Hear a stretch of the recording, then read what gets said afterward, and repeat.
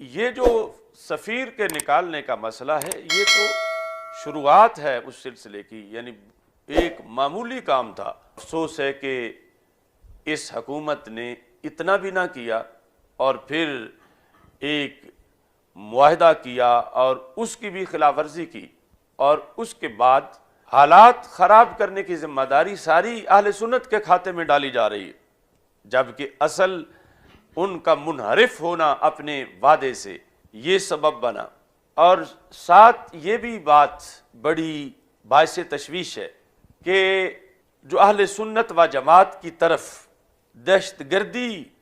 کی نسبت کی جا رہی ہے اور دہشت گردی کا لیبل لگایا جا رہا ہے،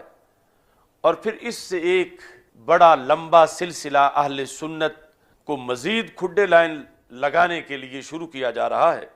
اس پر ہمارا حکومت وقت سے مطالبہ ہے کہ اس ملک کی غالب اکثریت کے ساتھ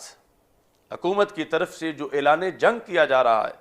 کچھ وزراء خود اس کو اعلان جنگ کے لفظ سے تعبیر کر رہے ہیں، تو یہ کسی صورت میں بھی درست نہیں۔ اہل سنت و جماعت ہی استحکام پاکستان کے ضامن ہیں، اور اہل سنت و جماعت کا ہی روشن ماضی پاکستان کے قیام اور پاکستان کی سالمیت کی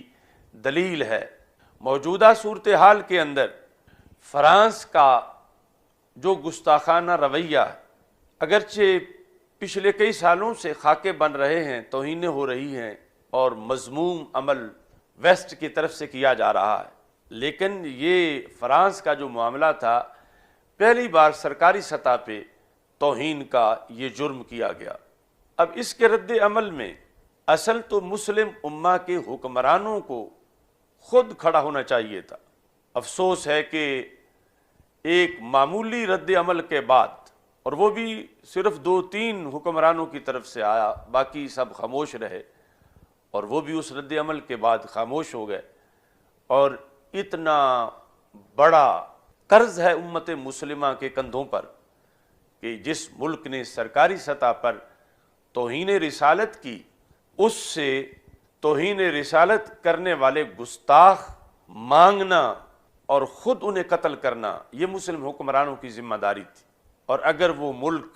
حوالے نہ کرتا تو اس پر حملہ کرنا